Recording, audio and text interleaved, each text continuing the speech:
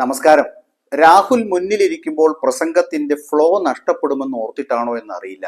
രാജ്യത്തെ പ്രതിപക്ഷ നേതാവിനെ ബാക്ക് ബെഞ്ചിൽ ഇരുത്തിയാണ് മോദി തന്റെ റെക്കോർഡ് സമയം പിന്നിട്ട സ്വാതന്ത്ര്യദിന പ്രസംഗം പൂർത്തിയാക്കിയത്. ഇതിനെ തുടർന്ന് ചെങ്കോട്ടയിലെ സ്വാതന്ത്ര്യ ദിനാഘോഷ ചടങ്ങിൽ പ്രതിപക്ഷ നേതാവ് രാഹുൽ ഗാന്ധിയോട് അനാദരവ് കാണിച്ചെന്ന ആക്ഷേപം ശക്തമായിരിക്കുകയാണ്.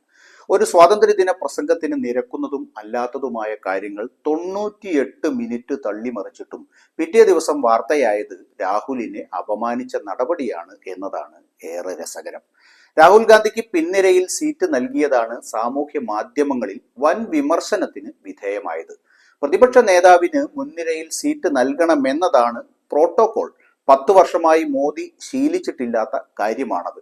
അതുകൊണ്ട് തന്നെ ഒളിമ്പിക്സിൽ വെങ്കല മെഡൽ നേടിയ ഹോക്കി താരങ്ങൾക്കൊപ്പം 4ാം നിരയിലാണ് രാഹുൽ ഗാന്ധിക്ക് മോദി സീറ്റ് അനുവദിച്ചത്. ഇതിന്റെ ചിത്രങ്ങൾ പുറത്തു വന്നതോടെയാണ് പ്രോട്ടോകോൾ ലംഘനമുണ്ടായി എന്ന വിമർശനം ഉയർന്നത്. പ്രതിപക്ഷ നേതാവ് എന്ന പദവിയെ അപമാനിക്കുന്നതാണ് സർക്കാരിന്റെ നടപടിയെന്നാണ് പ്രധാനമായും ഉയർന്ന വിമർശനം.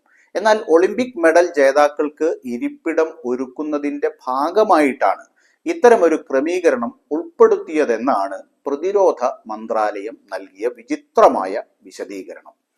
ക്യാബിനറ്റ് മന്ത്രിയുടെ പദവിയുള്ള പ്രതിപക്ഷ നേതാവ് രാഹുൽ ഗാന്ധി ചെങ്കോട്ടയിൽ പ്രധാനമന്ത്രി നരേന്ദ്രമോദിയുടെ പ്രസംഗം കേൾക്കാൻ വന്നപ്പോൾ VIP ഏരിയയിലെ 5ാമത്തെയോ അവസാനത്തെയോ നിരയിലാണ് ഇരുത്തിയത്. 2014 മോദി അധികാരത്തിൽ വന്നതിന് ശേഷം പ്രതിപക്ഷ നേതാവ് മുന്നിലിരിക്കുന്ന ആദ്യ സ്വാതന്ത്ര്യദിന പരിപാടിയാണ് ഇത്തരത്തിൽ വിലക്ഷണമായി സംഘടിപ്പിക്കപ്പെട്ടത്. പ്രോട്ടോകോൾ അനുസരിച്ച് മുതിർന്ന മന്ത്രിമാർക്കൊപ്പം മുൻനിരയിൽ രാഹുൽ ഗാന്ധിക്ക് ഇരിപ്പിടം ഒരുക്കുന്നതിന് എന്താണ് തടസ്സം എന്ന ചോദ്യമാണ് വിമർശകർ ഉന്നയിച്ചത്. ഇരിപ്പിടങ്ങളുടെ ക്രമീകരണത്തിൽ ഏർപ്പെട്ടിരിക്കുന്ന ഉദ്യോഗസ്ഥർ പറഞ്ഞത് പരിപാടിയിൽ പങ്കെടുക്കുന്ന ഒളിമ്പ്യന്മാർക്ക് ചില പ്രത്യേക VIP സീറ്റുകൾ നൽകണമെന്ന നിർദ്ദേശമുണ്ടായിരുന്നു എന്നാണ്. എന്നാൽ മറ്റേത് VIP-കളോടാണ് പിൻനിരയിൽ ഇരിക്കാൻ ആവശ്യപ്പെട്ടതെന്ന് ചോദിച്ചപ്പോൾ അവർക്ക് ഉത്തരം മുട്ടി. ഒളിമ്പിക് മെഡൽ ജേതാക്കൾക്ക് മുൻനിര സീറ്റുകൾ അനുവദിച്ചുവെന്നും അതിനാൽ അവസാന നിരകളിൽ പ്രതിപക്ഷ നേതാവിന് സീറ്റ് നൽകിയെന്നും ക്രമീകരണങ്ങളുടെ ചുമതലയുള്ള പ്രതിരോധ മന്ത്രാലയത്തിലെ ഉദ്യോഗസ്ഥർ പറഞ്ഞുവെച്ചു. രാജ്യത്തെ ജനാധിപത്യ സംസ്കൃതിയോടുള്ള അവഹേളനമാണ് നടന്നത് എന്ന് ആരോപിച്ച കോൺഗ്രസ് കേന്ദ്ര സർക്കാരിനെതിരെ ശക്തമായി ആഞ്ഞടിച്ചു. മോദിജി, ജൂൺ 4 ശേഷമുള്ള പുതിയ യാഥാർത്ഥ്യത്തിലേക്ക് നിങ്ങൾ ഉണരേണ്ട സമയമാണിത്. സ്വാതന്ത്ര്യദിന ചടങ്ങിനിടെ ലോക്സഭയിലെ പ്രതിപക്ഷ നേതാവായ രാഹുൽ ഗാന്ധിയെ അവസാന നിരയിലേക്ക് താഴ്ത്തിയതിന്റെ അഹങ്കാരത്തിൽ നിന്നും മനസ്സിലാക്കേണ്ടത് നിങ്ങൾ പാഠം പഠിച്ചിട്ടില്ലെന്ന് തന്നെയാണെന്ന് Congress general secretary KC Venugopal പറഞ്ഞു.